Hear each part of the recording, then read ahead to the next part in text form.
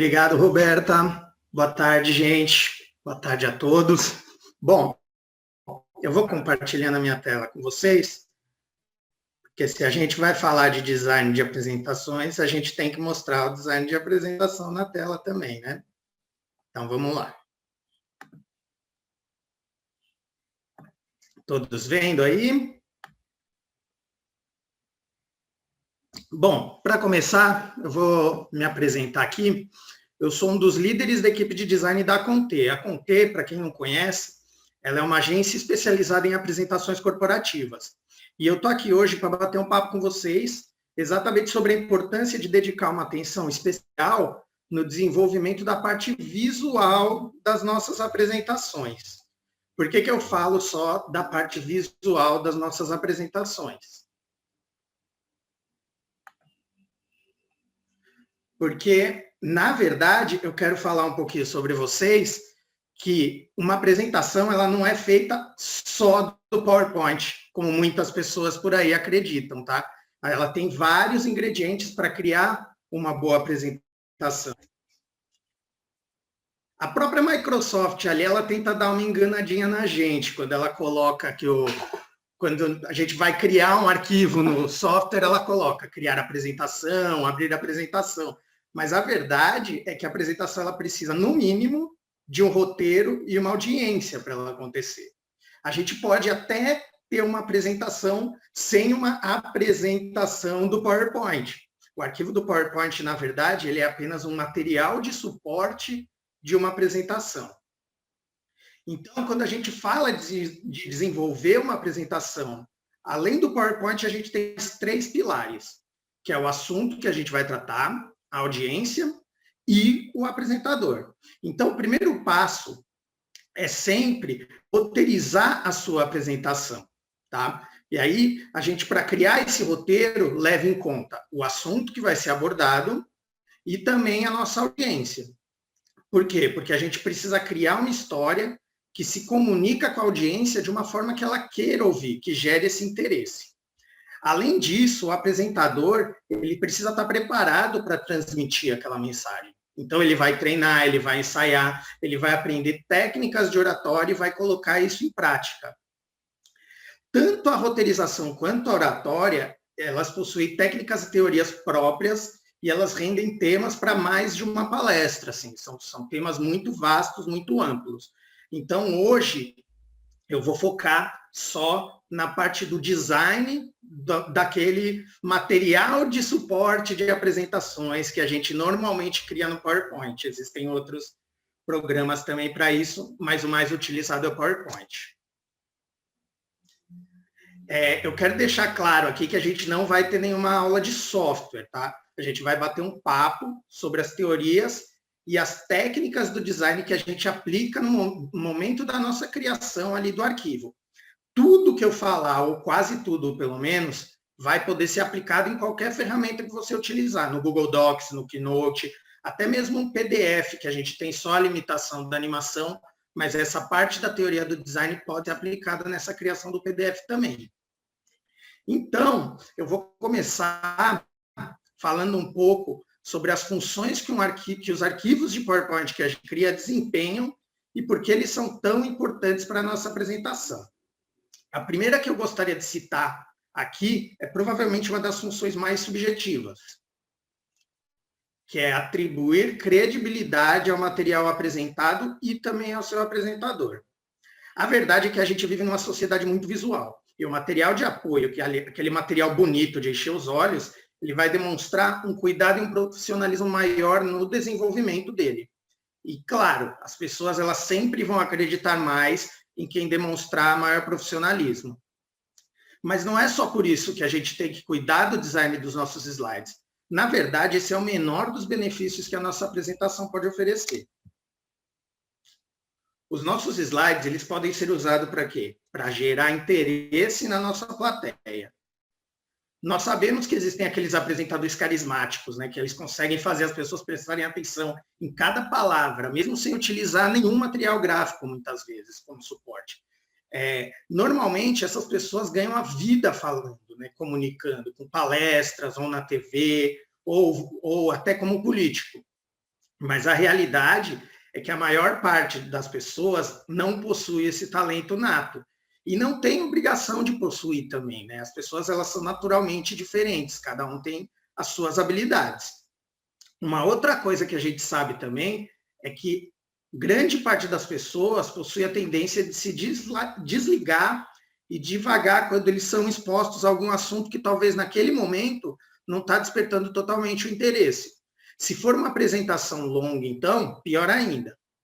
Então, é aí que os nossos slides entram em ação para chamar a atenção da plateia. E a gente consegue fazer isso de várias formas, gerar esse interesse. Pode ser através de uma animação mais elaborada, de um uso de cor bem trabalhado, ou até mesmo um recurso de áudio ou vídeo.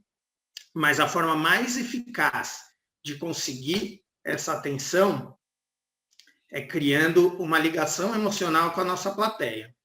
E quando eu digo isso, eu não estou nem falando apenas de usar aquelas imagens lindas que vão fazer o espectador irem às lágrimas ali, lembrar dos momentos especiais, dos seus entes queridos, da sua infância. É claro que a gente pode sim usar esse artifício, se for algo que combine com o tom do nosso roteiro, do nosso assunto, da nossa apresentação em geral. Mas a gente também tem outras formas de criar essa identificação. Pode ser, por exemplo, na forma de algo cômico, que faça parte do mundo daquela plateia. Ou a gente pode usar um tom motivacional, que é muito comum em conversão de venda. O que é importante aqui é conhecer a sua audiência, é mostrar que você tem os mesmos interesses, as mesmas preocupações do público e que você está por dentro do universo dessas pessoas. Quando a gente tem sucesso em criar essa conexão, o espectador consegue manter o foco ali no momento, no que está acontecendo. E assim a gente consegue usar os nossos slides para guiar a atenção da nossa plateia da forma que a gente quiser. Então a gente vai usar truque de diagramação, de animação novamente, tornando assim a apresentação mais empolgante e mais dinâmica, para evitar que a pessoa comece a dormir ali na cadeira enquanto assiste. Uma outra função muito importante dos nossos slides é ajudar na retenção da mensagem. O que acontece? Informações visuais, elas são muito mais facilmente assimiladas pelo nosso cérebro. E elas chamam e prendem mais a atenção também. Então, quando a gente combina esses fatores, a gente facilita que a nossa plateia grave aquela mensagem na memória. Então, uma das formas mais fáceis de transmitir uma mensagem é associar a imagem e o discurso. Dessa forma, quando a pessoa lembrar daquela imagem legal que você colocou na sua apresentação, talvez se um dia vocês verem uma câmera exatamente igual essa que está na tela ali, vocês podem ter ali aquele gatilho que vai trazer de volta tudo que vocês ouviram aqui falando sobre esse assunto, porque o cérebro vai fazer essa associação na memória. E, por fim, eu quero falar sobre o principal propósito de qualquer material de suporte, que é facilitar o entendimento do discurso. Sabem aquela história do entendeu, quer que eu desenhe? Essa frase ela é meio arrogante, ela nem deve existir no vocabulário de quem trabalha comunicando algo. Por quê? Porque o bom comunicador, ele se adianta, ele já sabe que ele precisa usar todas as ferramentas, ele já desenha. Ele sabe que se o ouvinte não entender, provavelmente a culpa é dele de que não usou tudo que estava ao alcance. É por isso, então, que a gente usa gráfico, a gente usa diagrama, a gente usa infográfico, tabela, até mesmo a própria foto ou ilustração que a gente coloca no nosso slide vai ter essa função de facilitar o entendimento. A única coisa que a gente precisa ter em mente é que, por exemplo, tudo precisa ser muito didático. Antes de colocar aquele gráfico gigante na sua apresentação, né, que tem números de 10 anos, mês a mês, você coloca aquele gráfico gigantesco e a sua intenção era mostrar só o crescimento dos últimos 3 meses. Não é melhor a gente editar isso, dar destaque exatamente para a história que a gente quer contar com aquele gráfico, né? Se pergunta, por que eu quero usar aquele gráfico? O que você quer ilustrar com ele? Aí você edita ele, deixa só as informações que realmente interessam E aí você pode, inclusive, usar animações para fazer com que as coisas aconteçam aos poucos e tornar aquilo mais didático possível. O gráfico que você não edita, só coloca lá cheio de números, ele mais atrapalha do que ajuda, porque ele tira a atenção do que realmente precisa ser dito. Então, o ideal é que quando a gente cria os nossos slides, seja com esse propósito, já pensando nesse propósito de facilitar o entendimento.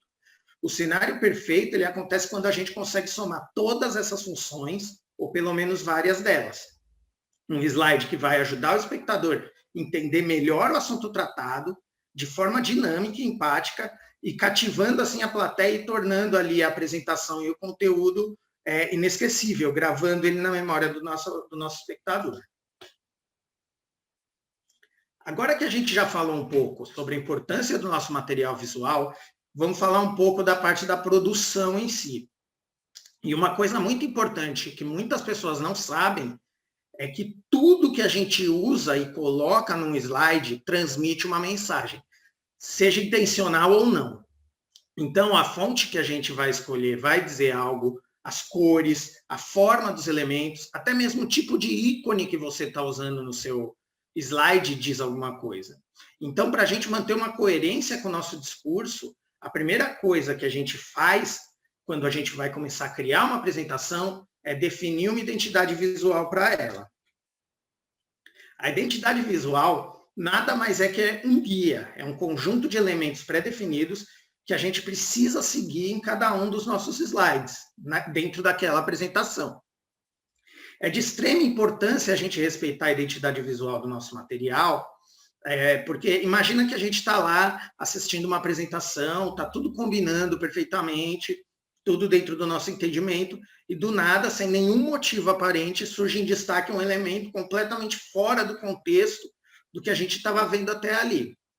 Se não tiver um motivo muito claro para aquele choque, o espectador ele vai imaginar que aquele elemento foi inserido às pressas, por exemplo. A pessoa estava ali com tudo programado para apresentar e lembrou de alguma coisa, deu um Ctrl+C, Ctrl+V de outra apresentação, jogou lá e parece que foi colocado ali às pressas. E aí aquela história que a gente falou lá no começo de demonstrar profissionalismo, ela começa a ser prejudicada aí já. Então, sempre respeite a identidade visual de vocês, da apresentação de vocês, porque ela traz tranquilidade para o público, ela facilita o entendimento, ela demonstra o profissionalismo e ela evita ruídos de comunicação. Agora, eu vou mostrar para vocês, a partir de agora, um pouco de cada um dos passos necessários para a criação de uma boa identidade visual. E a primeira coisa que a gente faz é definir quais as cores que a gente vai utilizar na nossa apresentação. Normalmente, as organizações costumam ter já definidas ali uma paleta de cores da própria marca. Mas quando a gente tem que criar a nossa própria paleta, a escolha ela nunca deve vir de forma aleatória. Existem algumas técnicas que a gente utiliza no processo, que eu vou falar logo mais, mas antes eu quero voltar lá para o século XVII, quando Isaac Newton, utilizando um prisma, ele descobriu que era possível decompor a luz solar que entrava por um pequeno furo na cortina dele, e assim ele gerou um espectro de cores composto de vermelho, laranja, amarelo, verde, azul, índigo e violeta, necessariamente dessa mesma ordem. A partir daí, o Newton organizou as cores em um círculo, que ele é conhecido e é até meio famoso como círculo cromático. Todo mundo ainda utiliza isso dentro do design na composição das nossas paletas de cores. O círculo cromático ele é dividido em 12 cores, sendo as 3 primárias, que são as chamadas cores puras, que elas não são obtidas pela mistura de nenhuma outra cor. As 3 secundárias, que são as cores resultantes da combinação entre 2 das cores primárias, e as cores terciárias, que elas são resultantes da combinação de uma cor secundária com uma cor primária. Tá, legal, mas na prática, qual a utilidade desse círculo? O que eu faço com ele? Bom, eu aposto que muita gente aqui já teve dificuldades ali na hora de combinar cor, às vezes para se vestir, na hora de pintar um cômodo da casa, ou mesmo na hora de fazer um desenho, ou, adivinha, uma apresentação. O nosso amigo o círculo cromático, ele está aí exatamente para resolver isso, porque utilizando algumas técnicas fica fácil descobrir qual cor combina com qual. A forma mais simples da gente utilizar o círculo é simplesmente combinando as cores que estão em posições opostas dentro dele. Assim a gente descobre qual é a cor complementar à outra. As cores complementares, quando trabalhadas juntas, elas alcançam maior contraste entre todas as combinações. E por isso elas são usadas quando a gente quer transmitir sensação de energia, de vitalidade. Uma outra forma um pouco mais complexa de utilizar esse círculo é chamada a tríade. A tríade é formada por 3 cores que elas são equidistantes entre si dentro do círculo. E essas combinações elas criam paletas mais ricas, né, do que apenas 2 cores e também mais versáteis. Mas ela mantém um alto contraste, mesmo se você utilizar tons mais claros dessas cores que a gente está mostrando. A gente pode também criar combinações utilizando as chamadas cores análogas. Elas são cores que elas ficam lado a lado dentro do nosso círculo. A gente pode usar até 5 cores análogas quando a gente vai criar uma paleta. Mas o recomendado é sempre que a gente criar uma paleta, utilizar 2 ou 3 cores para evitar que vire aquele carnaval na nossa apresentação. Tá? Em apresentações corporativas, é muito raro a gente utilizar mais do que 2 cores diferentes, né? A gente só trabalha com tonalidades dessas cores. Mas quando a gente tem uma terceira cor, ou quarta cor, a gente reserva para pequenos detalhes, para talvez uma linha de destaque ou um título que a gente queira destacar mais, são para pequenos detalhes mesmo. Voltando para as nossas cores análogas, esse tipo de combinação ele cria um contraste menor, então a gente tem uma sensação mais calma quando a gente vê esse tipo de combinação. Uma outra combinação ali de 3 cores é a combinação em fenda. Ela é parecida com as combinações de cores complementares, só que ela é composta por 3 cores, então a gente vai usar uma cor, pegar a cor complementária dela e ao invés de selecionar a cor complementar, a gente seleciona as 2 que estão imediatamente ali ao lado. Desse jeito a gente cria um efeito de bastante contraste, mas a gente consegue trabalhar com 3 cores. Para finalizar, eu vou mostrar aqui 2 tipos de combinação com 4 cores. O ideal nesses casos...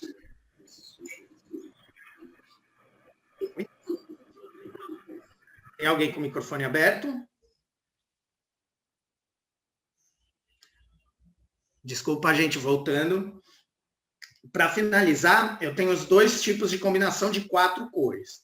Eu lembro que o ideal nesses casos é utilizar uma ou 2 dessas cores, tá? E utilizar as outras apenas em detalhes pontuais. Uma forma de gerar essas combinações é utilizando 2 combinações de cores complementares. Então, a gente vai pegar 2 cores que se opõem no círculo, outras 2 cores que se opõem no círculo e combinar tudo isso numa paleta de 4 cores. O contraste que a gente vai ter aí é bem grande. E a outra forma, ela é mais exata, é mais fácil de criar, que é utilizando 4 cores equidistantes dentro do círculo.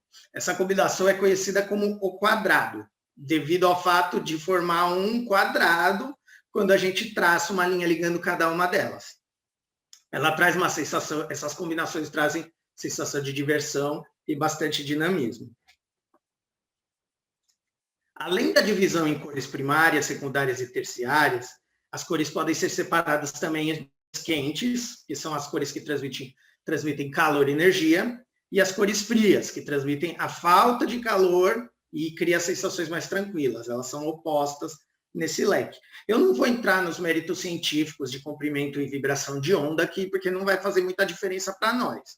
Na verdade, eu quero entrar nessa divisão, porque ela serve para introduzir em um dos assuntos que são os mais importantes, em um dos assuntos mais importantes a se levar em conta no momento de escolher as nossas cores, que é a psicologia das cores. Em uma explicação bem simples, podemos dizer que todas as cores possuem ali um significado diferente e também transmite emoções e sensações diferentes. Se usado de forma correta, essa propriedade aí das cores pode influenciar pessoas, fazer com que elas se sintam exatamente da forma que o apresentador deseja. Não à toa, né, essa teoria é aplicada em todas as obras cinematográficas, ela é muito aplicada na publicidade e na decoração. Eu tenho um exemplo clássico aqui, que agora ele já não faz tanto sentido, porque as coisas mudaram. Mas vocês sabem o porquê das cores do logo e da decoração do McDonald's no passado serem o vermelho e amarelo? O que acontece? O vermelho é uma cor muito forte, ela chama muita atenção e ela também está ligada a atitudes impulsivas e também está ligada à fome. Então, isso faz com que as pessoas consumam mais na lanchonete. Ao mesmo tempo, essa combinação vibrante do vermelho com o amarelo traz muita energia e impede que as pessoas se sintam aconchegadas ali no local. E aí elas comem e depois elas vão embora. Isso é exatamente o conceito que o fast food propõe. Hoje em dia, por causa da concorrência, das outras redes, pesquisas que apontaram que quanto mais o cliente fica dentro de uma loja, mais ele consome, o Mac mudou os restaurantes. E aí ele tornou tudo mais confortável, com cadeiras estofadas, luz baixa, madeira e a cor verde, que é muito mais aconchegante. Muitas vezes, quando a gente fala de teoria das cores, muitas pessoas acham tudo meio óbvio e outras vão ter aquele clique de, nossa, verdade, como que eu não reparei nisso antes? Isso acontece porque, além da influência das cores ser algo científico ali, os fatores sociais também influenciam. E nós presenciamos essas associações o tempo todo, na publicidade, nos filmes, na TV, nas embalagens. Então, todos nós meio que já sabemos inconscientemente como essas aplicações funcionam.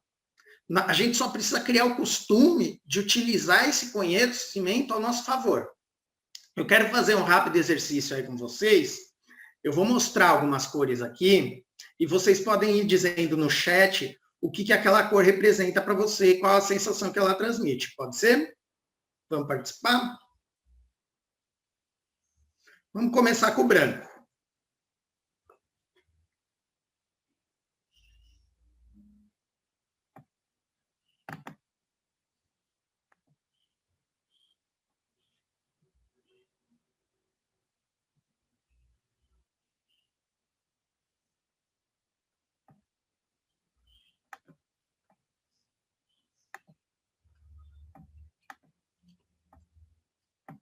Bom, vamos lá.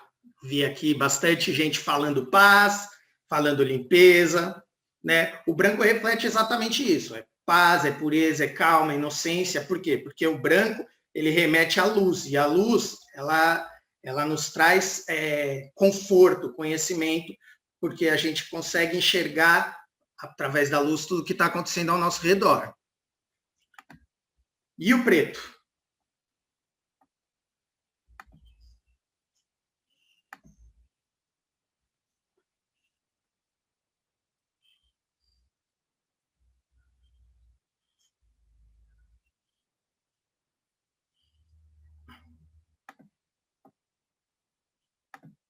Certo. Percebi aqui que todo mundo é bem otimista.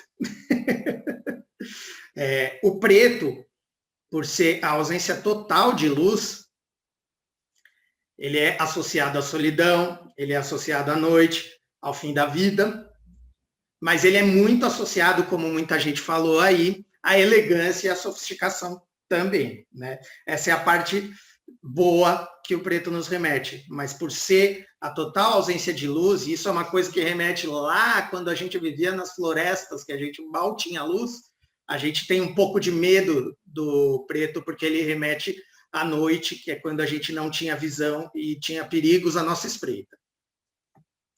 Por enquanto está fácil. Agora o cinza.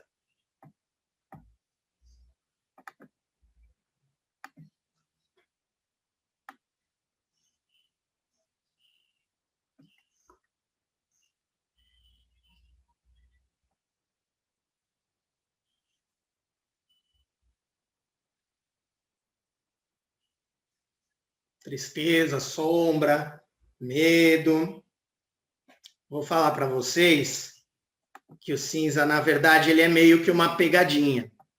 Porque o cinza, cientificamente falando, tirando os padrões sociais, o cinza é uma cor neutra. Ela meio que não transmite muitas sensações. O que ela vai transmitir está ligado às cores que nós vamos combinar a ela. Apesar disso, por causa dessas questões sociais, né, o cinza ele tem muita associação com a melancolia por causa dos dias nublados, dos dias cinzas, que acabam sendo momentos mais melancólicos ali para a gente. E o amarelo, vamos começar a deixar um pouquinho mais difícil aqui.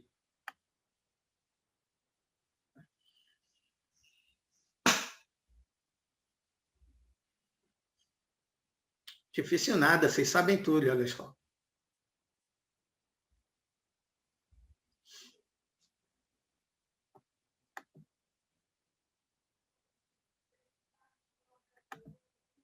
Certo.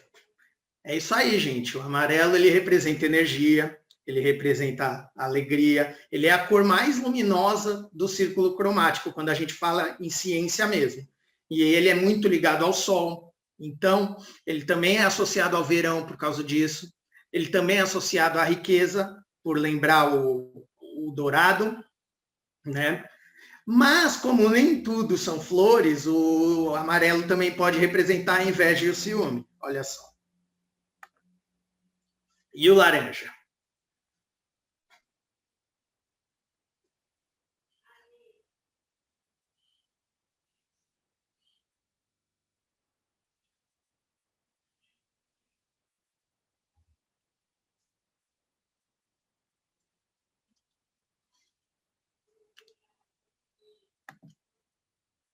O laranja ele é principalmente relacionado ao calor, ao fogo, né?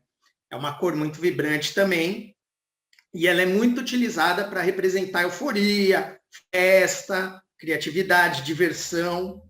E, além disso, ele também representa a tentação e é utilizado como sinal de advertência. Vermelho.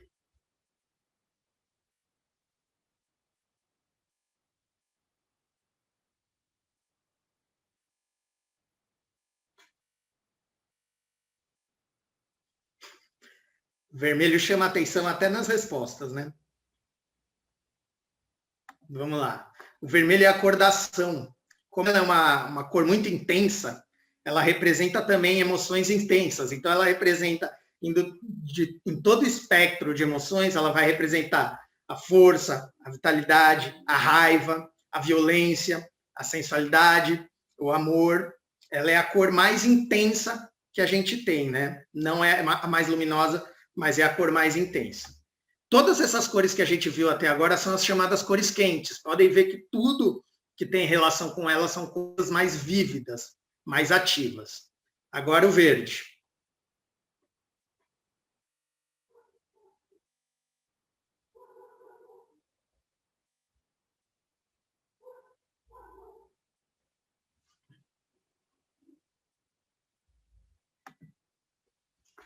Certo. O verde ele é muito ligado à natureza mesmo, lógico, e por isso mesmo ele vai transmitir para a gente essa sensação de bem-estar, frescor, calma, serenidade. Ele também representa a abundância e a saúde. E ele também, olha só, pode ser usado para representar e simbolizar a destruição. O azul.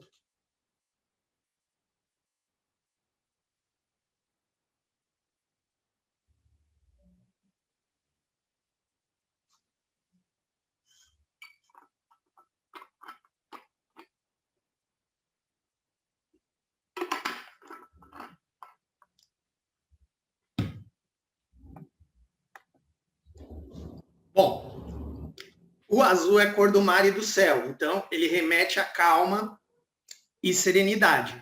Só que ele é mais dinâmico que o verde quando a gente fala sobre isso, associa o azul a essas qualidades. Ele é muito associado à intelectualidade, à amizade, à lealdade, e ele é muito associado à tristeza. tá? Inclusive, lá nos Estados Unidos, né, na língua inglesa, a gente tem aquele Got the Blues, que é quando a pessoa está triste, o blues representa a tristeza. Por último aqui, vamos falar um pouquinho sobre o violeta.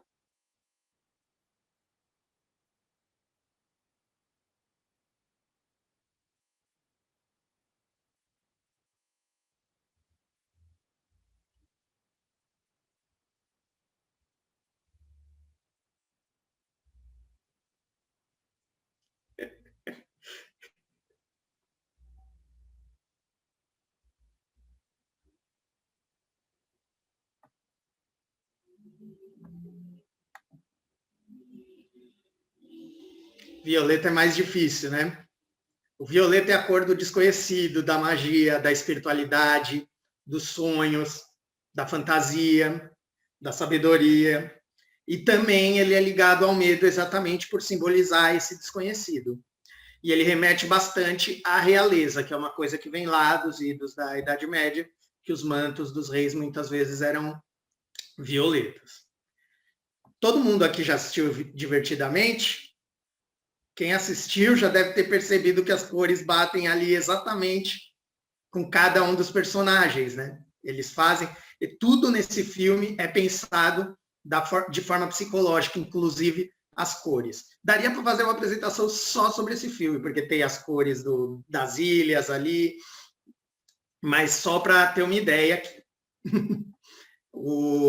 Para fechar, então, esse assunto, eu vou mostrar um vídeo para vocês que ele mostra como essas propriedades psicológicas das cores são utilizadas em trechos de filmes, para vocês verem mais ou menos como funciona.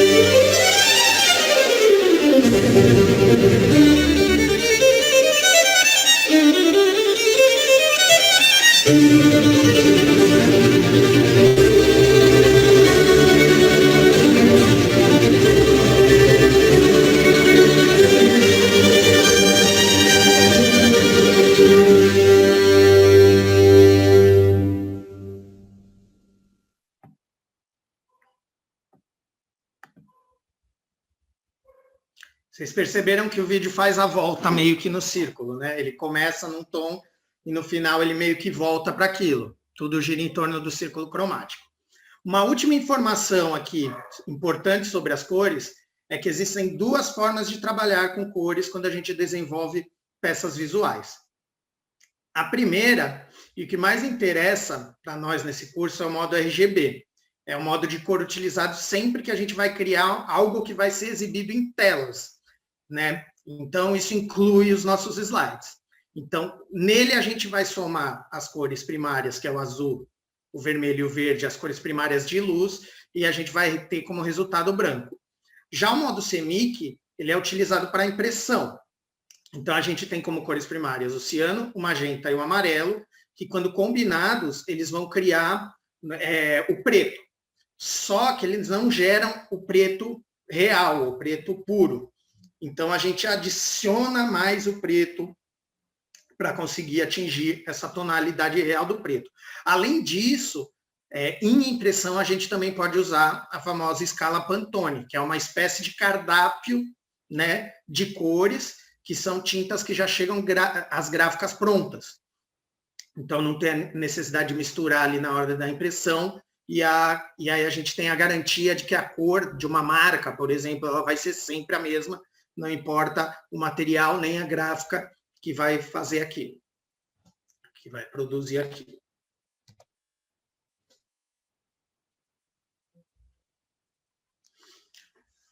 Passando agora para o nosso próximo elemento da identidade visual, vamos falar um pouco sobre o plano de fundo das nossas apresentações.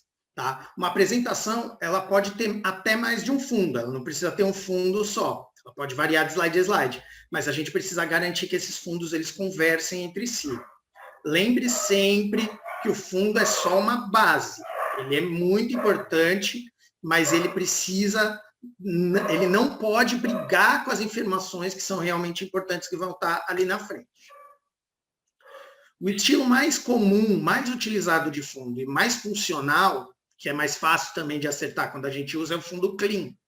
Tá? Ele é criado utilizando uma única cor, ou um gradiente ali bem suave, de duas tonalidades dessa mesma cor.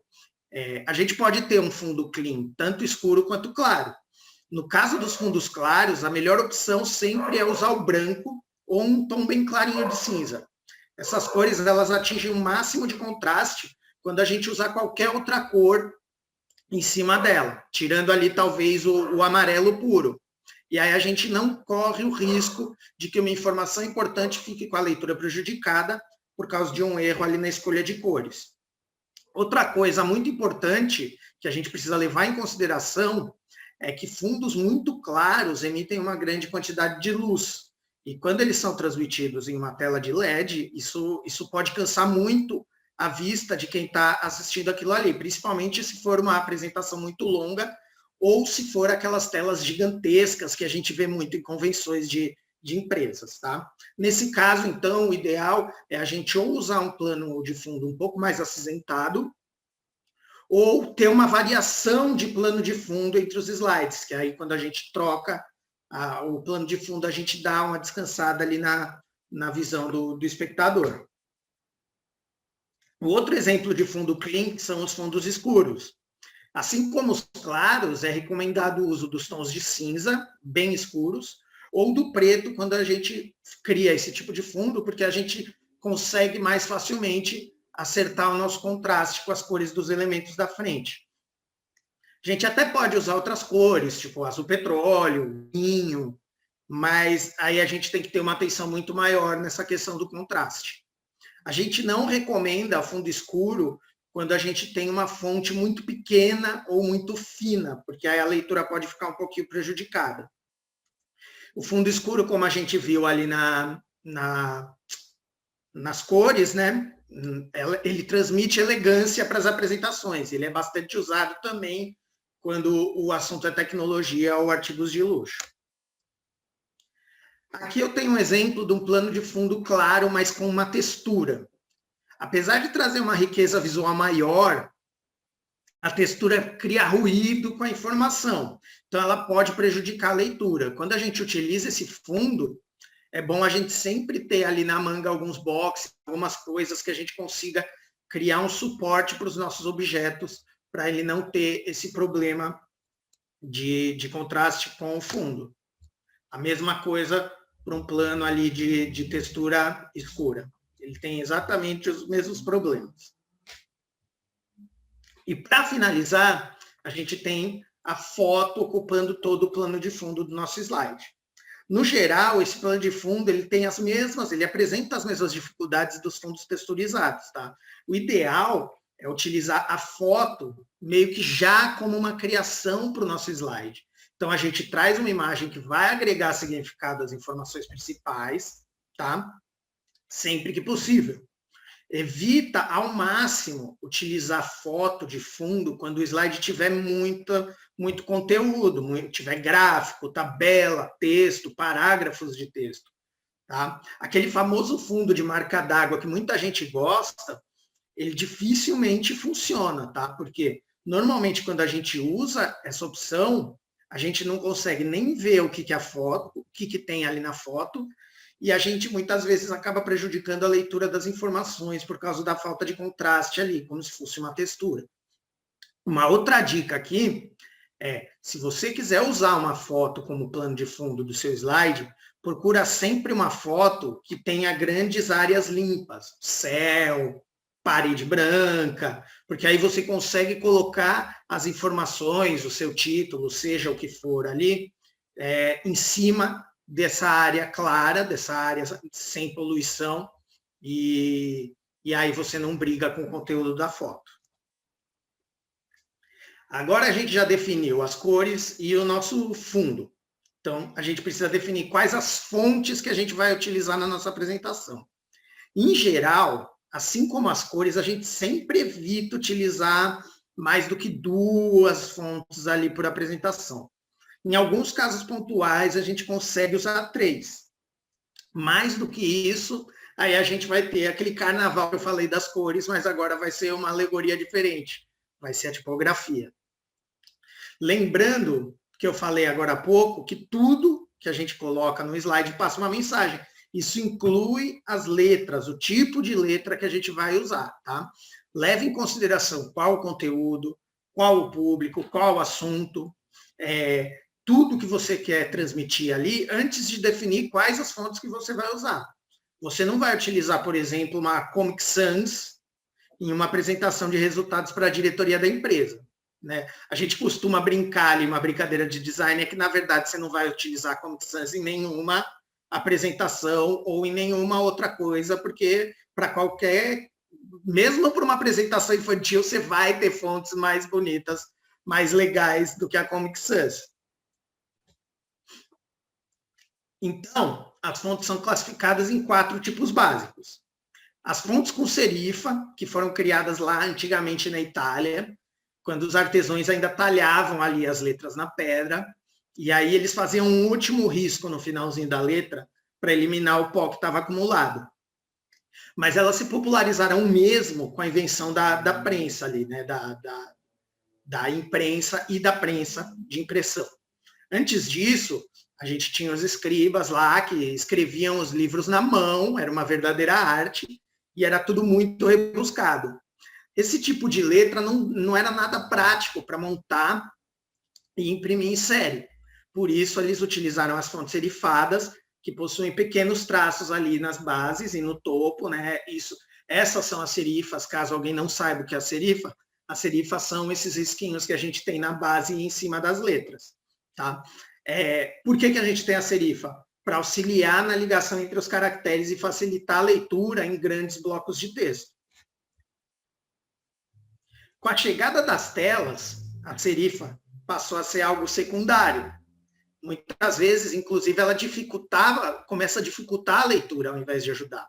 Então, aos poucos, as fontes serifadas foram dando lugar para as fontes sem serifa, né? Ou as fontes sans serif, quando a gente vê ali no programa fontes sans serif, é isso que eles querem dizer, são as fontes sem serifa. Elas são muito mais simples nas suas formas e mais modernas. É o famoso lá, o less is more, né? E por esse motivo, então, A gente só usa a fonte com serifa, só usa não, mas normalmente usa a fonte com serifa quando a gente quer passar essa ideia de algo antigo ou tradicional. A gente vê muito ainda em logotipo de escritório de advocacia, né? Coisas que querem mostrar uma seriedade e uma coisa mais tradicional. Além das fontes serifadas e das fontes sem serifa, a gente tem também as fontes manuscritas, que também são chamadas de cursivas. Essas fontes, elas simulam a nossa escrita e elas são utilizadas quando a gente quer dar um ar mais artístico ou refinado para a nossa apresentação.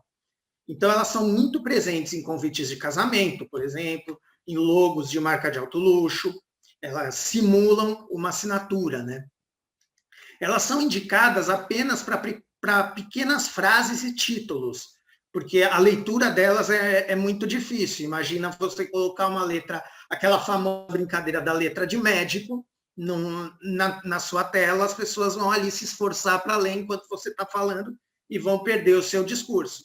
Então, elas são usadas meio que como alegoria só em títulos e algum outro pontual ali, destaque pontual. A quarta família de fontes, que eu nem vou entrar aqui nos méritos, é a que a gente chama de fonte fantasia, tá?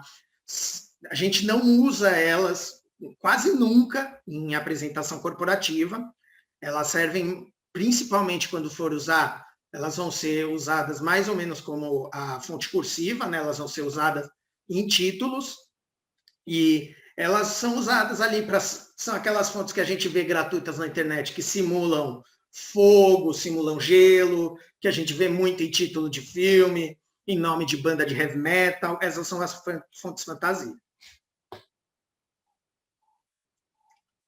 Uma outra coisa muito importante que a gente precisa levar em conta na hora de escolher as fontes é se a fonte é ou não uma fonte de sistema. O que é uma fonte de sistema?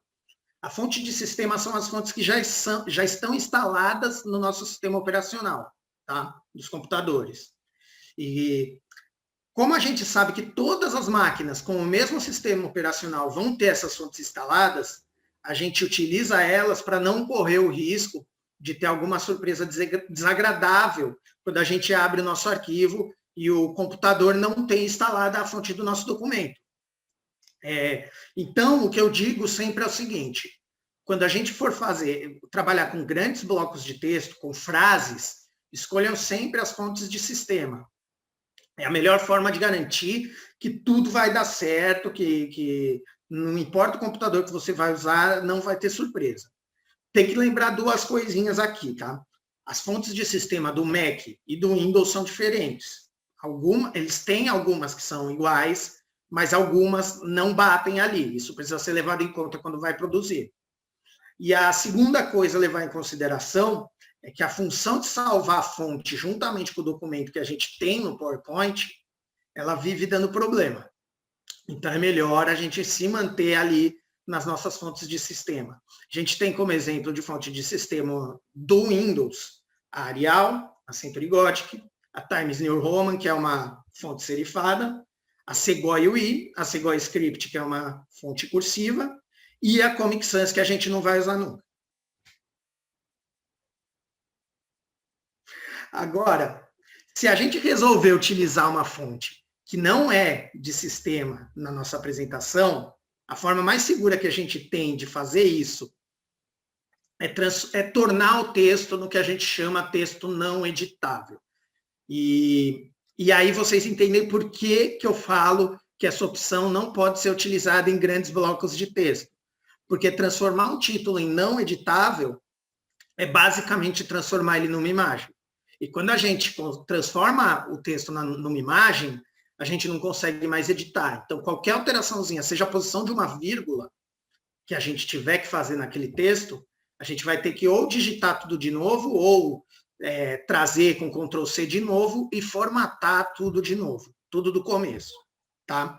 A vantagem de usar essa questão do título não editável é que a gente tem um leque muito maior de fontes para a gente escolher.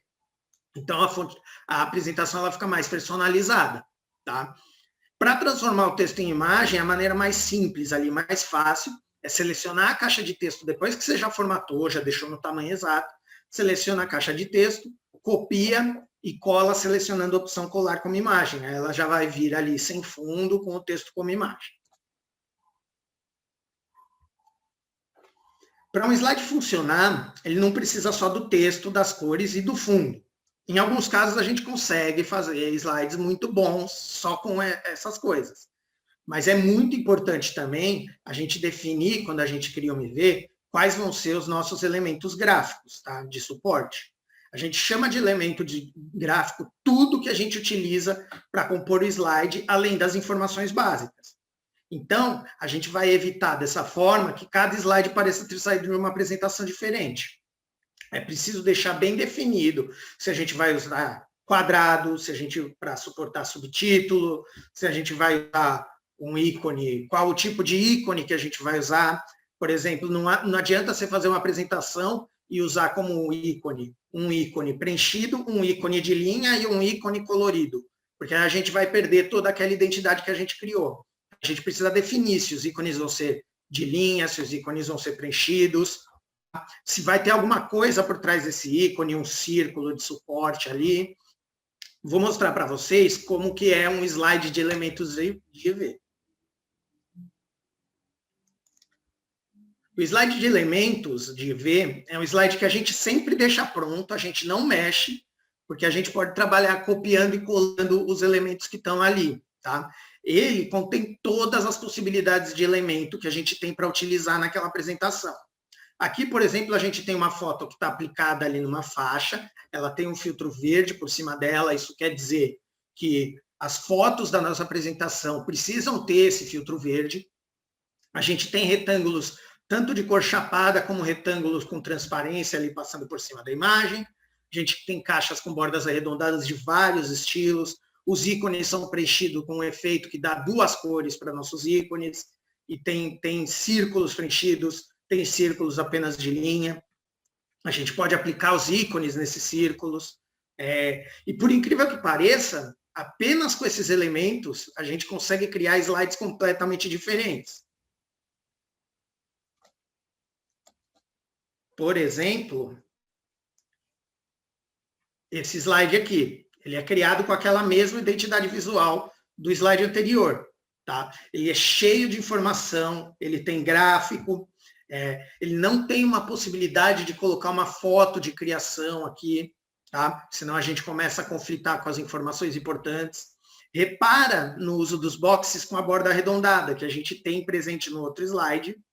O uso dos ícones, ver como os ícones eles estão completamente ali dentro, né, da identidade visual. Os conectores, ali as linhas, elas têm conectores. Reparem que está tudo dentro do que estava descrito no slide anterior. E, ao mesmo tempo, com essa mesma IV, a gente consegue fazer esse slide. Esse slide, ele é composto ali só de um título e um parágrafo. A gente consegue destacar bem a foto, a gente torna o layout mais interessante dessa forma, tá? Com pouca informação, a gente sempre vai conseguir trazer um layout mais interessante, uma criação mais interessante. Então, é importante tentar nunca carregar demais de informações no seu slide. Na própria foto, a gente tem aquela coisa do fundo mais clean, onde eu posso colocar o meu título por cima, sem que ele entre em conflito com as informações da foto, tá? Vejam a diferença entre os dois slides. Então, por mais que muitas pessoas achem que a identidade visual possa engessar a criação, não, a identidade visual ela cria várias possibilidades, basta a gente usar a nossa criatividade. Definidos, então, os nossos elementos, vamos falar um pouco sobre qual estilo de criação que a gente vai usar na nossa identidade visual. Os estilos de criação, eles trazem personalidade para a apresentação. Então, eles podem ser usados até de forma combinada. Aqui nesse slide, por exemplo, a gente tem uma ilustração, a gente tem um foto-objeto e a gente tem uma foto aplicada numa forma por trás. Alguns dos estilos, né, que a gente pode usar são o foto-objeto, o fotão, né, que é o preenchimento com foto, a fotomontagem, o alt type, ou apenas letras, apenas fontes, e o vetor. O fotoobjeto ele é caracterizado pelo uso de fotos recortadas. A gente recorta ali o nosso elemento principal da foto e extrai todo o resto. E a gente vai usar esse elemento recortado de forma que ele interaja com os outros elementos do slide e com o nosso fundo. Nesse slide, por exemplo, a gente tem um exemplo de fotoobjeto com a nossa obra ali, da origem do homem recortado. Aqui é um exemplo onde a gente tem um mundo que foi recortado, ele está sobreposto apenas ao fundo branco, e veja como as informações do slide ali, elas interagem com essa nossa imagem da criação. O estilo que a gente chama de fotão nada mais é do que a aplicação do conceito que eu falei lá do fundo de foto preenchendo todo o slide. Aqui a gente tem um exemplo, né? E a gente vê como às vezes é muito importante e necessária a utilização de elementos de suporte quando a gente trabalha com esse fotão no fundo, tá? Para permitir uma melhor leitura do conteúdo e também tornar o slide visualmente mais interessante, né? Quando a gente usa esse estilo de criação. A montagem, ela consiste da utilização de vários elementos recortados, trabalhados de uma forma que interagem entre si. É meio que vários objetos trabalhando em conjunto. É um estilo extremamente complexo, tá? Ele deve ser utilizado com muito ali cuidado. Normalmente quem faz uso disso são as pessoas com grande conhecimento de design e mais apuro técnico, pessoas com formação em design, inclusive. A gente tem os slides alt-type, são aqueles slides que a gente só usa texto, e algumas formas simples ali para compor.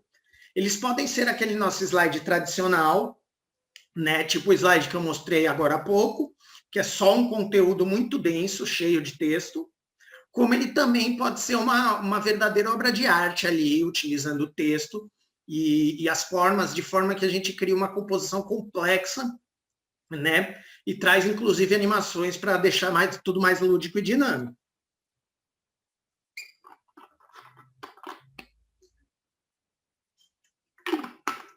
Desculpa o intervalinho, gente. Nesse slide aqui, o texto ele se comporta como uma criação já, né? Inclusive, a gente tem uma interferência gráfica ali na letra O, na palavra ethos. E por último, a gente tem aqui o vetor. O vetor são as ilustrações que são diretamente produzidas no computador, no CorelDRAW, no Illustrator, tá? Elas costumam possuir um traçado bem simples, e por isso elas possibilitam ali uma maior variedade de animação. É um estilo que a gente usa muito em apresentações onde as informações principais elas precisam ser explicadas de forma didática. Aqui a gente tem um exemplo de ilustração de vetor. Podem ver como ela é uma ilustração bem mais simples. Então, a gente já falou sobre o estilo de criação, e agora a gente vai falar um pouco sobre como enriquecer as nossas criações, tá? Utilizando aí alguns truques de linguagem. Normalmente, quando a gente vai ilustrar um conceito em um slide, o autor pensa logo de cara numa criação literal. Como vocês podem ver, mesmo uma criação literal pode ser bastante criativa. Aqui, né, a gente ilustrou os engarrafamentos que o paulistano enfrenta quando ele quer dar aquela passadinha na praia, né? Dar aquela voltinha no fim de semana, bate e volta. Mas, além do literal, né, aqui, apesar de ser literal, ele está bem trabalhado.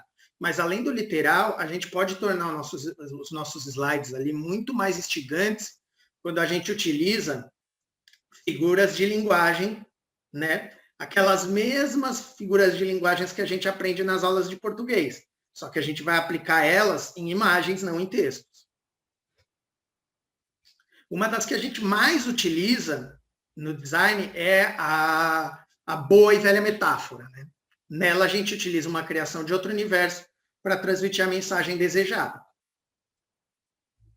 Aqui, por exemplo, né, a gente utiliza a maçã vermelha para mostrar que ela tem uma qualidade superior às outras, que é um produto que não tem comparação. Seria uma criação literal, se fosse uma apresentação de venda de maçãs. Mas não é o caso, né? A utilização da maçã, então, enriquece a criação quando ela faz esse paralelo entre dois universos.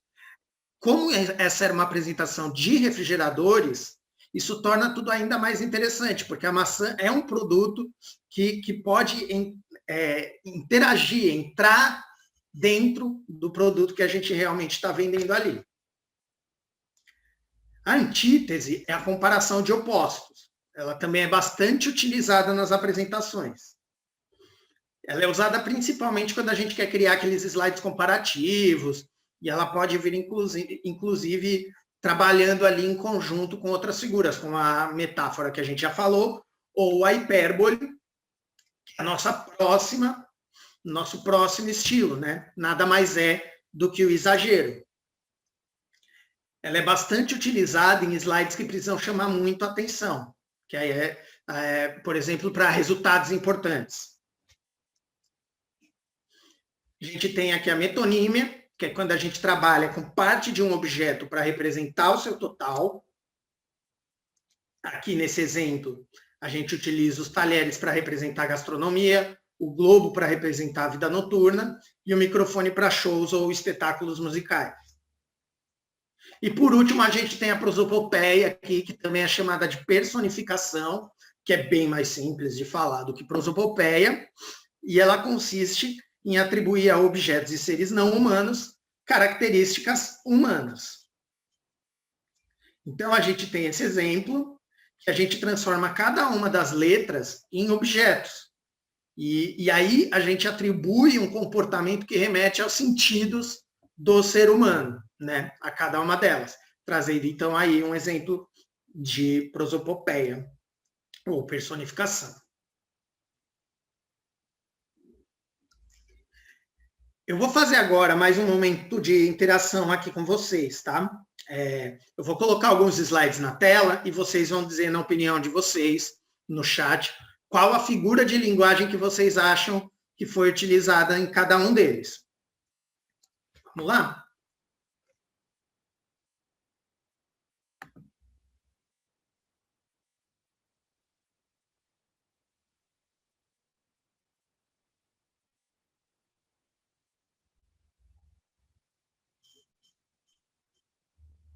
Metáforas, antítese, metáfora. Então, gente, esse aqui é um slide difícil de analisar. Na verdade, é uma prosopopeia.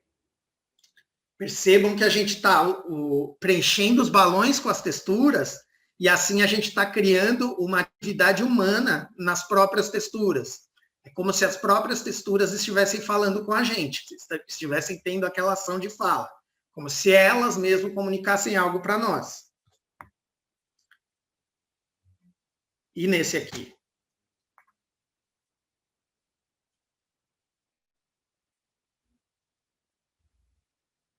É possível misturar os estilos, sim, durante a apresentação, até no mesmo slide, tá, gente?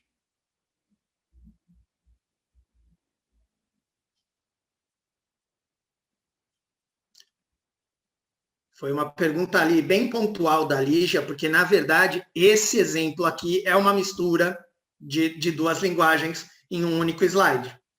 Ele é uma metáfora, né? Porque a gente está utilizando o mundo como se ele fosse um alimento ali, né?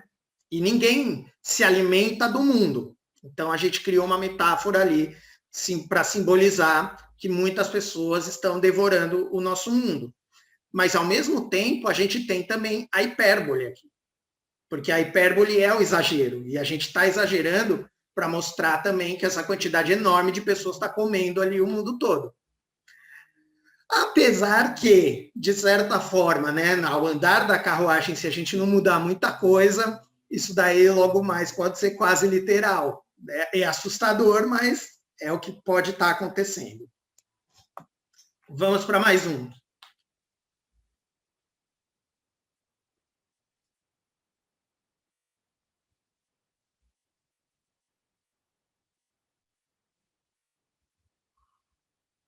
Esse está fácil. Talvez só tenha fugido o nome ali.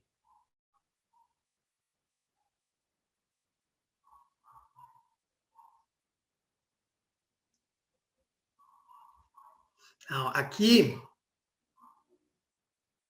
a gente está utilizando uma metonímia, que é a parte pelo todo. Percebam que a gente está mostrando um controle para simbolizar jogando videogame. Se a gente colocasse uma pessoa jogando videogame, a gente estaria sendo literal. O controle remoto simbolizando a TV. O computador, o mouse. O mouse é só uma parte do computador. Certo? Assim como o MP3 e o livro. Mais uma.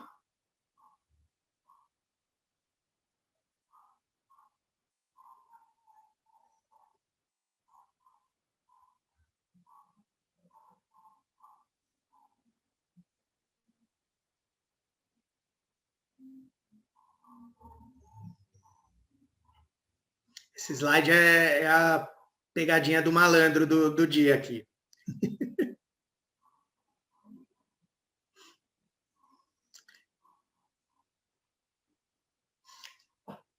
Esse slide ele parece uma antítese, certo? Porque ele está dividido em dois, né? Devido à diagramação dele, a forma como está dividido, a gente enxerga ele como uma antítese. Mas o verdadeiro significado de uma antítese é comparar os opostos. E pelo que eu saiba, pelo menos eu não sou farmacêutico, né? Mas pelo que eu saiba, a cafeína e a aspirina, elas não são opostos, elas são dois compostos diferentes que são aliados no tratamento da dor de cabeça. Então, na verdade, esse é um slide literal, porque a gente tem metade cafeína, metade aspirina, elas trabalhando em conjunto.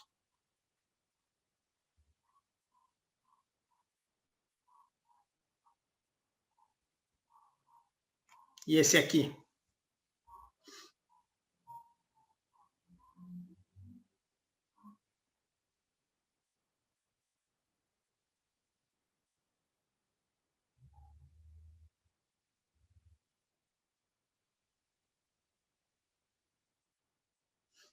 Esse aqui é mais um slide com metonímia.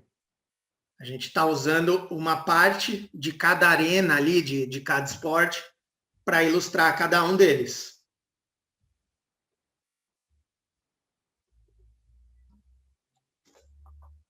Carolina acertou. E por último aqui. Esse é o último, gente.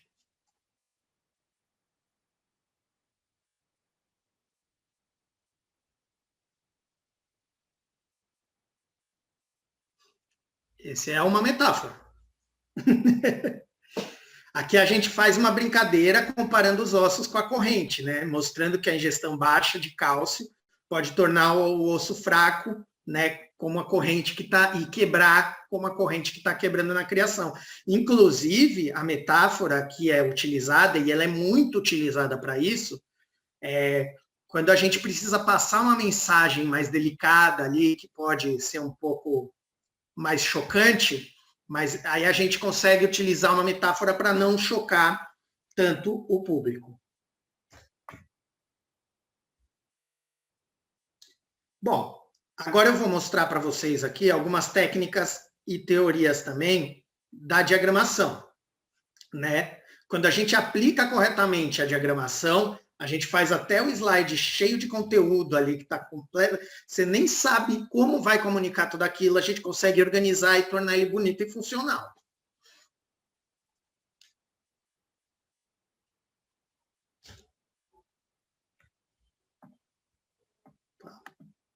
Deu uma travadinha aqui. Certo. Aqui é um slide, aqui, um texto sem nenhuma formatação, tá? Muitas vezes quem trabalha com design de apresentação recebe exatamente isso aqui na tela e precisa usar a criatividade para transformar isso num slide que comunique algo. Percebam a quantidade de texto, né? Parece que é uma coisa de outro mundo e que vai ficar muito difícil de organizar. Mas vamos lá. Para começar, vamos definir a hierarquia das nossas informações, tá? Qual que é o título? Qual que é a informação mais importante daquele slide?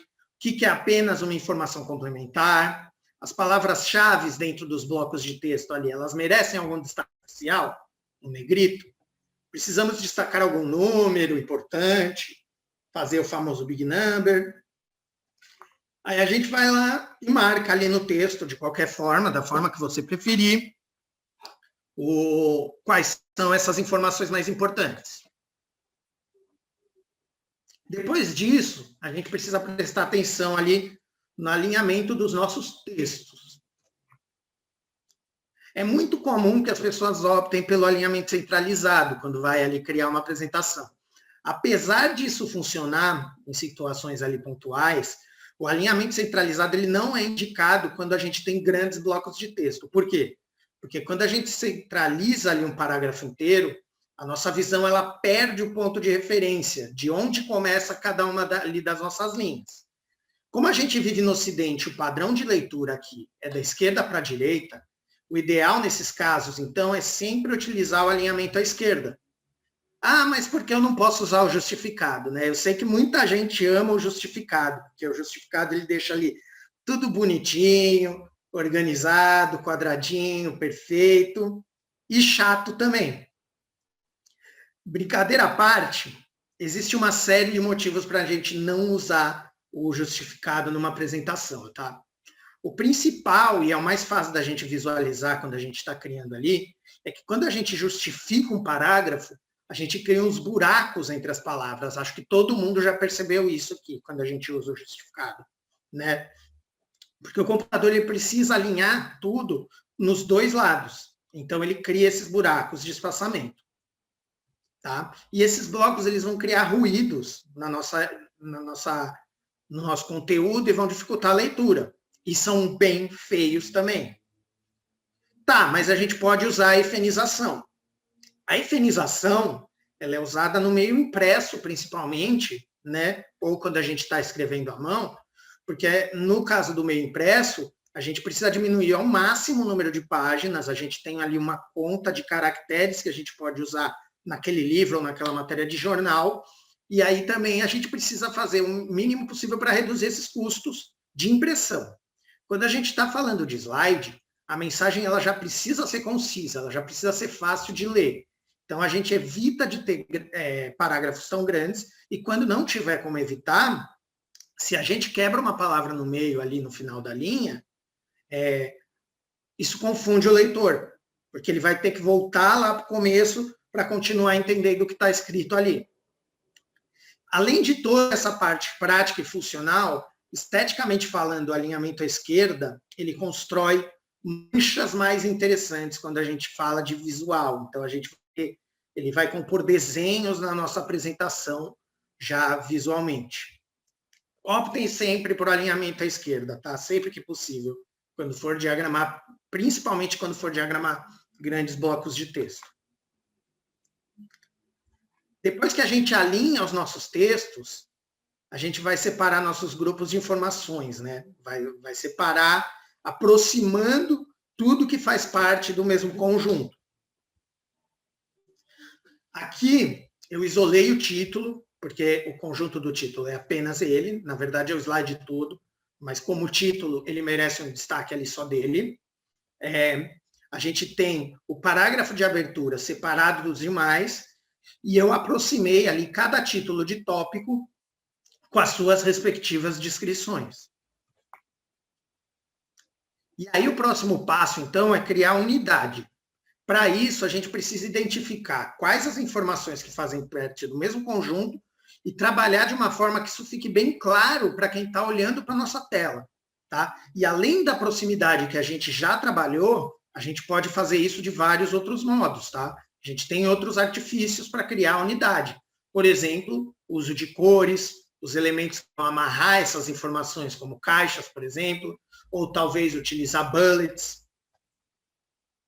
Reparem que quando eu utilizei o mesmo tipo de caixa para cada um dos tópicos, e para os seus títulos ali outra caixa diferente, eu mostro que a importância de cada um para o conteúdo é exatamente a mesma.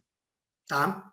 E ao mesmo tempo eu deixo bem claro que eles são informações separadas, independentes.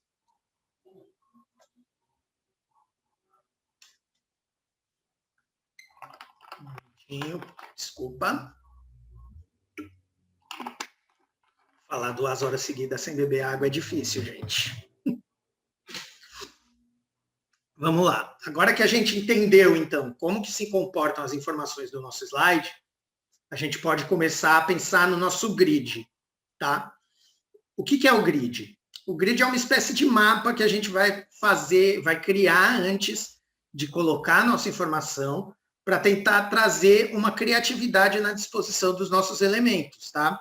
A gente vai analisar essas informações que a gente tem e usar ali a nossa imaginação para criar uma distribuição mais criativa dentro do slide, tá? Aí a gente cria umas linhas que vão indicar onde essas informações vão ficar. Isso aqui, por exemplo, é um grid, tá? É como se fosse um mapa. Algumas coisas importantes que a gente tem que levar em consideração quando a gente cria o grid. Primeiro, a margem, tá? Ela precisa ter mais ou menos a mesma distância em cada uma das bordas do nosso slide, tá? Para ficar tudo bem harmonioso. E os objetos, eles nunca devem ultrapassar essa margem. E a outra coisa é que quanto mais distante da borda a gente colocar a nossa margem, mais clean e organizado o slide vai parecer. Claro que se a gente tem muita informação, a gente não vai achatar tudo ali no meio e deixar uma borda gigantesca limpa. Mas a gente consegue criar uma harmonia maior e os famosos espaços em brancos que deixam um slide mais clean podem estar ali, inclusive, na nossa margem. Então, aqui eu encaixei o nosso texto no grid. Percebam que eu mudei ali a posição das nossas caixas, tá? Olhando. Ela não está totalmente formatada, mas a gente já consegue visualizar mais ou menos como o slide deve ficar. Reparem que quando eu quebro e coloco essas caixas lado a lado, ao invés de uma embaixo da outra, eu também diminuí a largura dos nossos parágrafos. Isso é muito importante para facilitar a leitura, tá? Quanto maior o parágrafo, maior a chance da pessoa se perder no momento que ela vai descer de uma linha para outra. Às vezes, vale a pena a gente testar mais de um grid diferente, tá? Antes de escolher qual que fica melhor. Aí a gente testa, faz uma segunda opção, terceira, quantas quiser, e escolhe qual que a gente prefere. Aqui eu resolvi colocar o título e o subtítulo na esquerda, tá? E aí a gente jogou os boxes na direita, um embaixo do outro ali. Analisando melhor os dois layouts, eu optei por manter o primeiro, tá? Com as caixas embaixo, uma ao lado da outra. Logo mais vocês vão entender o porquê que eu preferi o outro. Agora que os nossos slides já estão praticamente ali diagramados, nosso slide, né, no caso, a gente vai trabalhar com contraste entre as informações para a gente destacar a hierarquia delas e quais são mais importantes. O contraste, né, ele não se cria só através das cores, como a gente aprendeu nas aulas de arte lá no colégio, tá? A gente pode criar contraste utilizando qualquer atributo de um objeto, tá? Basta que a gente trabalhe em opostos, com eles em extremos ali, em opostos. Então, a gente pode trabalhar o contraste com tamanho, que é o que a gente usa muito no título, por exemplo, deixa o título bem grande e o restante dos textos em um tamanho de fonte menor, e aí a gente destaca o título através do tamanho, o peso dos caracteres, que é literalmente ali a gente usar o bold. O bold é mudar o peso de um caractere para destacá-lo em relação aos outros. A única coisa que é a chave para a gente acertar é que o nosso elemento de destaque ele precisa estar completamente diferente dos outros, no outro oposto do espectro ali de possibilidades. Antes de mostrar o conteúdo ali do nosso slide que a gente está diagramando, eu quero falar um pouco sobre um dos maiores erros que as pessoas cometem quando estão criando o slide, que é tentar destacar demais muitas informações ao mesmo tempo. Então, vou criar aqui um cenário fictício para tentar explicar melhor. Imagina um ambiente que a gente tem 20 pavões machos, todos eles estão ali com a cauda aberta, competindo pela atenção da fêmea.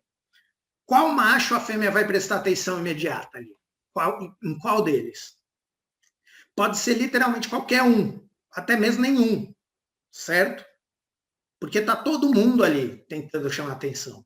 Agora imagina que só temos um único pavão ali se exibindo dentro daquele espaço naquele momento. Com certeza, toda a atenção vai diretamente para ele. Mesmo que tenha 20 fêmeas, as 20 fêmeas vão olhar para aquele pavão. E o design ele funciona da mesma forma, tá? É por isso que a gente não pode tentar destacar muita informação dentro de um ali ao mesmo tempo, porque elas acabam brigando entre si pela atenção, tá? O ideal, então, é já selecionar qual é a informação mais importante e focar o destaque apenas nela.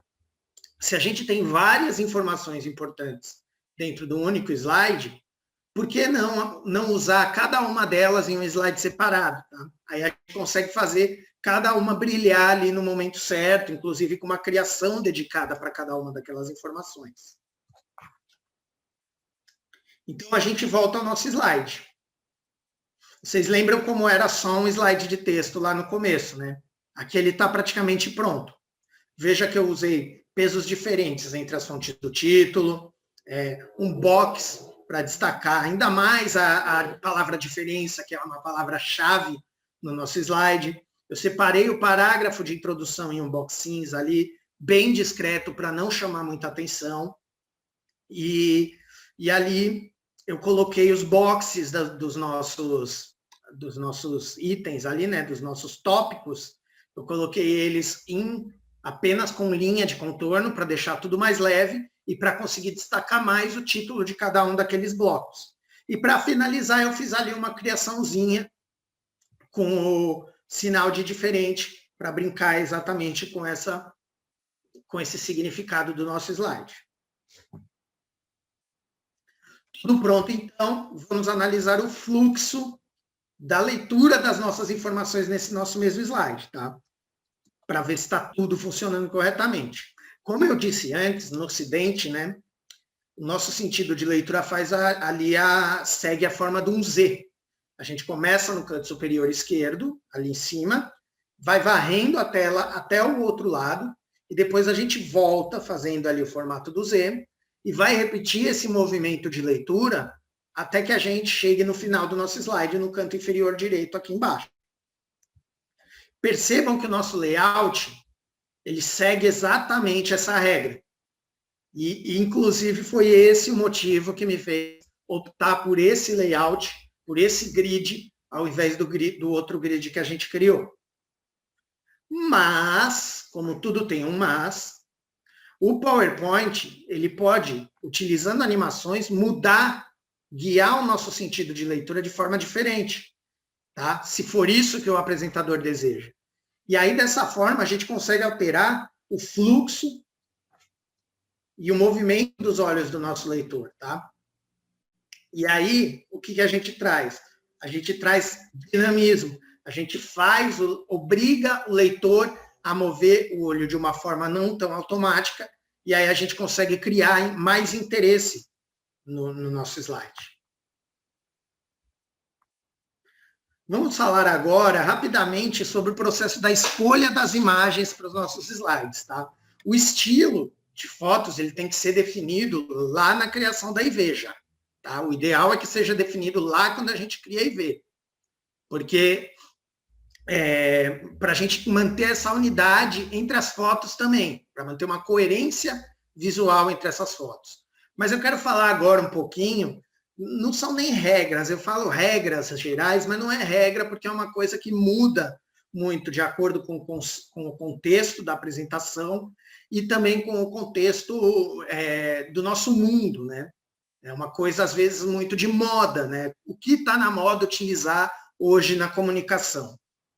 Hoje, eu vou falar um pouco sobre o que a gente está utilizando hoje.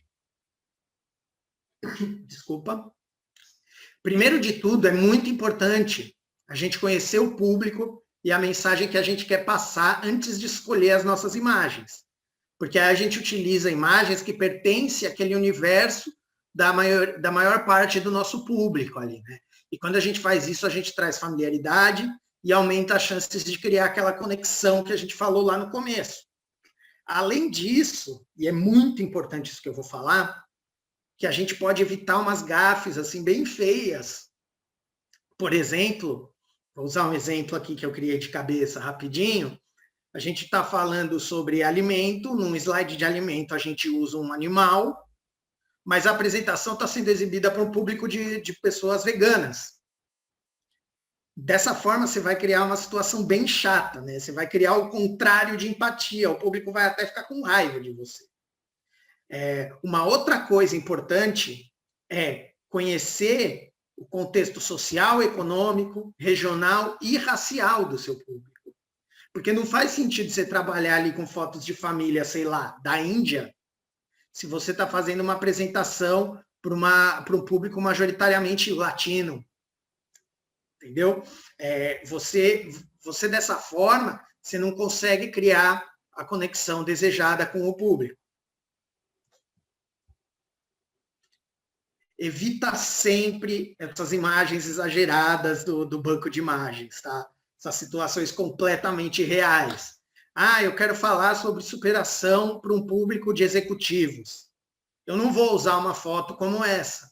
Pode ter certeza que se você pegar uma imagem de um escalador profissional ali na montanha, com equipamento de escalada, você vai surtir muito mais efeito do que com uma foto como essa. Tá? Isso nos conecta também com a próxima dica, que é sempre utilizar fotos que transmitam espontaneidade. As pessoas, elas gostam de enxergar coisas reais ali, coisas do cotidiano dela ou de um cotidiano que ela almeja para si. Então, evita a foto muito posada, sorrisos muito forçados, demonstração de emoções muito artificiais. Tentem trazer espontaneidade para a sua apresentação, realidade, tudo o mais real possível. Evita fotos caricatas ou exageradas, tá? A não ser que o conteúdo e o público e a situação ali da sua apresentação tenha tudo a ver com isso, acontece de fazer sentido um tipo de criação dessa. Mas é realmente raro, tá? E é o tipo de foto que não passa uma mensagem legal, não passa uma mensagem de profissionalismo. E, por fim, prestem muita atenção nas cores das suas fotos também, tá? Assim como as cores dos outros elementos, as cores da nossa foto também podem influenciar o espectador, positivo ou negativamente. A gente tem fotos com grande contraste, servem melhor para apresentações mais dinâmicas, mais ali de mais força, mais impacto. Cores mais pastéis, elas servem para coisas mais introspectivas e coisas que tentam trazer um pouco mais de suavidade. Um último assunto, antes da gente finalizar, eu quero falar um pouco sobre o uso das animações, né? Lembra lá no começo que eu falei que tudo passa uma mensagem, né? Isso inclui também a nossa animação. Então, as animações, né, nos slides, elas precisam ser simples. Elas não podem chamar mais atenção que o conteúdo que a gente realmente quer transmitir ali do nosso slide. Mas elas também podem ser utilizadas, por exemplo, para destacar esse conteúdo importante. Então, saiba qual o objeto que você quer destacar e use a animação, as animações mais fortes, mais impactantes com essa finalidade. Uma outra coisa importante é que os movimentos eles precisam ali ser mais reais. Eles não podem ser coisas muito irreais, porque eles vão causar estranhamento na nossa plateia. Se você vai usar uma roda, por exemplo, uma roda entrando no slide, ela tem que entrar girando, não só se movendo em linha reta, porque senão vai ficar uma coisa muito esquisita, as pessoas vão achar que tem algo errado ali. Por fim, prestem sempre atenção nos seguintes parâmetros da sua animação, tá? Primeiro, o timing. As suas animações, elas estão acontecendo na hora certa? A gente usa muito a animação no clique exatamente para ter o controle desse timing, para tudo acontecer na hora que você quer. Em segundo, a gente tem que tomar cuidado com o ritmo da nossa apresentação. A velocidade ali da animação, ela tem que coincidir com a mensagem que você quer passar e com o seu público. Tá? Animações muito rápidas ali, muito pulsantes, numa apresentação de yoga ou de hospital, Elas podem trazer um estranhamento ali muito grande. Assim como uma animação muito lenta, um ritmo muito lento numa apresentação sobre automobilismo, né, vai trazer um estranhamento muito grande e vai brigar com a mensagem que você quer transmitir. Número 3, a gente tem que tomar cuidado com a direção das nossas animações. Elas também dizem muita coisa.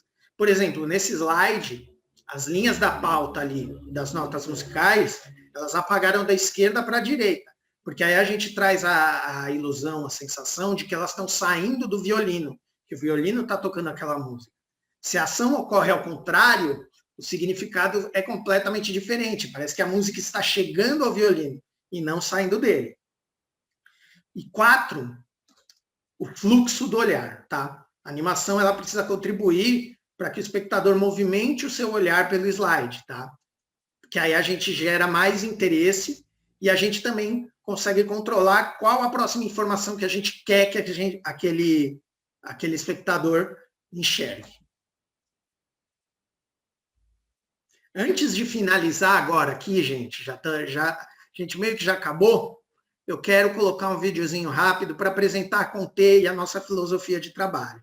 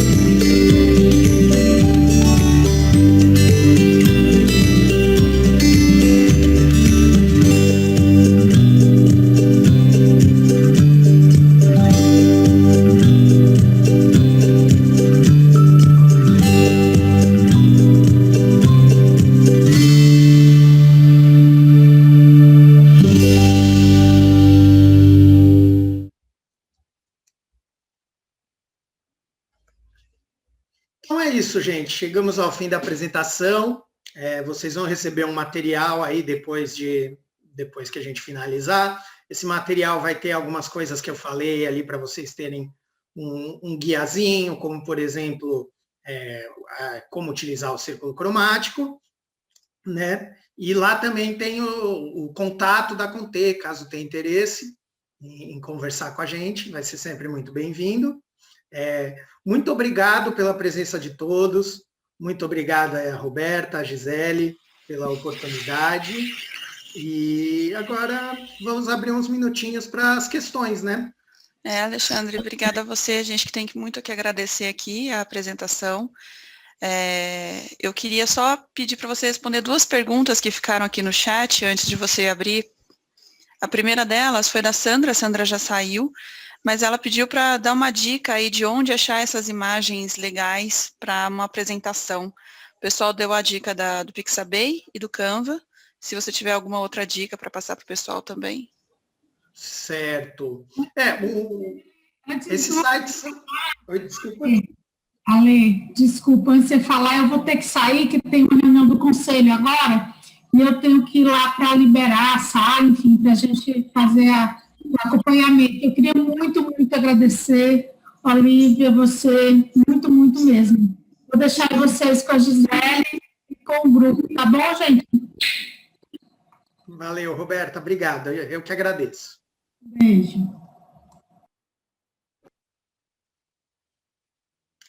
Voltando aqui, né? A gente tem um site que eu uso muito, é o Unsplash. O Unsplash ele é muito legal para quando a gente quer fotos mais poéticas, são fotos de fotógrafos mesmo e tudo gratuito. Agora, o restante, na maior parte, além desses que já foram citados, são realmente sites de conteúdo pago. Uma coisa que é muito importante, que a gente tem que tomar muito cuidado, é usar a imagem do Google, tá? Porque essas imagens normalmente têm direito autoral envolvido, então, para não tomar ali talvez um processo, é melhor evitar usar imagens do Google. O interessante é usar esses sites que já são feitos para serem bancos de imagem gratuito. O Unsplash.com, eu não tenho certeza se é unsplash.net ou .com, porque a gente usa hoje em dia tudo no histórico do nosso computador, ali no favoritos, mas é Unsplash. Tá bom, tem uma outra aqui da Alessandra Pupin. Mandar aqui no chat, mais fácil, né? Eu tenho outra aqui da Alessandra também, da Alessandra Pupin, que ela está perguntando sobre a variação das tonalidades, quanto elas impactam no sentimento que elas passam e a combinação com outras cores. Ô, Alessandra, você quer complementar essa pergunta? Porque ele já deu uma contextualização na hora que ele passou o vídeo, né? Se você quiser complementar, pode abrir o áudio. Eu ia perguntar assim, quanto que a tonalidade e às vezes uma combinação delas podem mudar aquele sentimento, né, que você pegou ali inicial, que as cores passam. Pode mudar completamente ou não. A gente ter lógico, a gente não vai saber direito, mas só para a gente saber se pode mudar ou não. Não, ela muda, com certeza muda, né? Quando você tira a intensidade da cor, principalmente quando a gente fala das cores, nas cores frias, ela não vai influenciar muito, porque quando a gente tira a tonalidade da cor, normalmente a gente vai para o lado mais frio, mais contemplativo. Quanto maior a vibração, maior a intensidade da cor, mais quente ela é e mais sensações e sentimentos, como que eu posso dizer, ativos, a gente vai chegar. Uma coisa que acontece muito quando a gente tira a tonalidade da cor, né? Quando a gente está, ao invés de usar um amarelo super forte, usa aquele amarelo mais clarinho, tons pastéis, né? Que a gente chama, é trazer um pouco dessa coisa do infantil. Quando a gente tira a tonalidade, muitas vezes a gente traz o infantil, principalmente quando a gente trabalha ali, dependendo da combinação de cores que a gente traz. Tá? Mas basicamente é isso, quando você tira a tonalidade, quanto mais tonalidade você tira, mais calma, mais tranquilidade aquilo vai passar, que é o famoso uso dos tons pastéis que a gente tem. Legal, Alexandre, obrigada. Gente, tem mais alguma pergunta? Ele colocou aqui o unsplash.com e o pxhere.com, né? O PX foi a Alessandra que colocou. Foi a Alessandra. Mais alguma pergunta, mais pessoal? Uma pergunta, então, no áudio mesmo. Aquela sequência que você seguiu ali na hora de falar da diagramação, é uma sequência boa para a gente seguir também? É o mesmo esquema para a gente, às vezes, criar uma apresentação, pegar, de repente, qual que é o conteúdo, primeiro fazer, às vezes, um roteirinho ali, mesmo que seja só de ideias, né, alguma coisa para depois fazer toda essa diagramação que nem você colocou? Então, a diagramação, na verdade, a gente cria slide a slide, né? Interessante, inclusive, eu sei que a gente trabalha muito com templates do PowerPoint, né? A gente cria ali os slides mestres, muitas vezes, e com o uso desses slides mestres, a gente acaba utilizando slides muito iguais. E quando a gente tem slides muito iguais, a gente perde essa dinâmica da diagramação diferente que causa um interesse maior nas pessoas, né? Sobre o conteúdo, eu não sei se eu entendi muito a questão. A estruturação do conteúdo ela é feita realmente no roteiro, ele tem uma técnica própria para isso, né? As técnicas de diagramação são usadas para diagramar slide mesmo. Legal, Alexandre, chegou uma pergunta aqui no chat da Carolina sobre como lidar quando o cliente faz questão de deixar muita informação no slide. Ai, gente, adorei essa pergunta, viu? Queria saber lidar tão bem assim com o cliente. O que acontece, gente? Vocês viram que o slide que eu construí, eu fiz questão de fazer com bastante conteúdo, né? Porque infelizmente, uma realidade muito grande, assim. O cliente muitas vezes não entende essa necessidade de ser conciso, de ser rápido. E quem trabalha ali com o design, às vezes precisa se virar com o que tem, tá? Por isso que a gente defende muito essa questão da roteirização antes da criação. Porque quando você cria o roteiro, você consegue definir, né? Tipo, criar a frase ali, uma frase de efeito que não vai ter necessidade de tanto conteúdo ali. Convencer o cliente, eu não sei. Não sei se talvez a Olivia saiba como convencer os clientes. Eu não sei porque eu não trato diretamente com o cliente. Eu tento convencer o atendimento ali que vai tratar com o cliente, que a gente precisa tirar um pouco de conteúdo do slide. Nem sempre funciona, e é aí que a gente vai utilizar todas essas técnicas de diagramação para tentar organizar aquilo da melhor forma possível. Não vai ficar o ideal, mas a gente consegue melhorar um pouquinho. A Olivia acho que quer falar. Tá sem microfone, Olivia.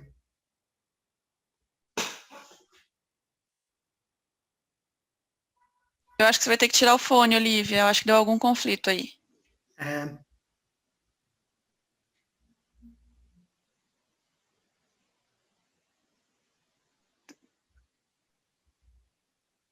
Não. Sumiu. Você vai ter que escrever a resposta, vai ser escrita. Não teve direito de resposta ao atendimento com o designer aqui.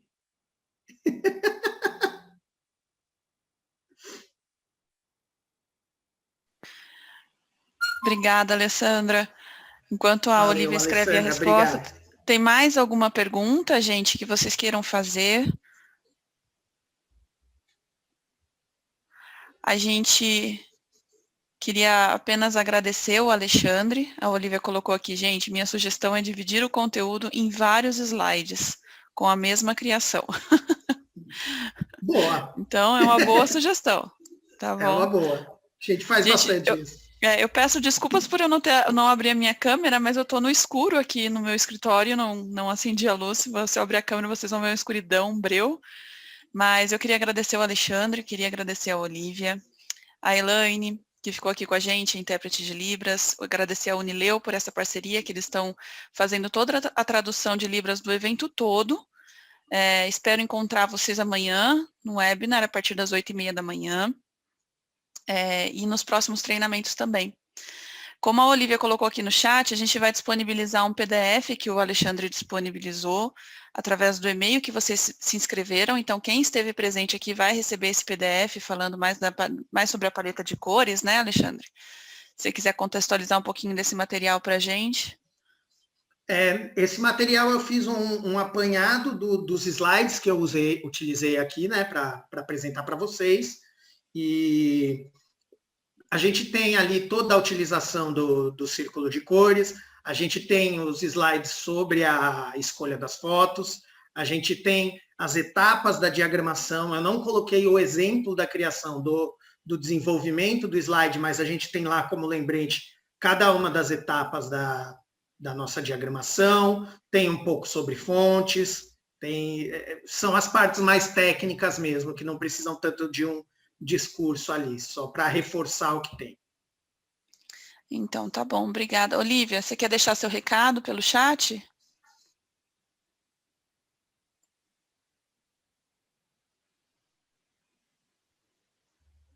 Vamos esperar o recado da Olivia. Eu queria agradecer a todos que estão aqui presentes mais uma vez, né? Para eu poder liberar a sala, que eu vou só esperar a Olivia mandar a mensagem para a gente poder ler para todos aqui.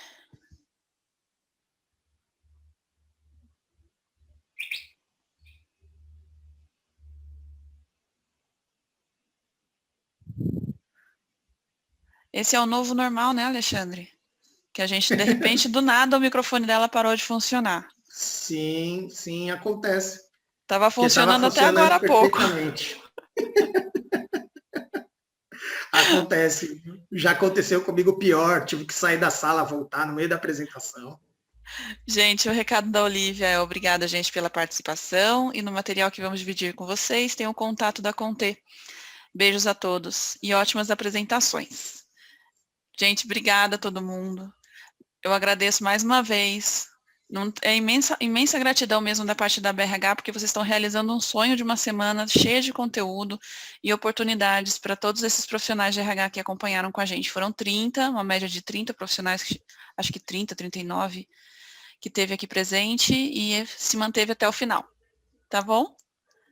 Okay. Obrigado, viu, Gisele? Obrigado a todos mesmo pela participação. Fico muito feliz de ter ajudado aí vocês. Espero que a apresentação, os slides de vocês melhorem bastante a partir daqui.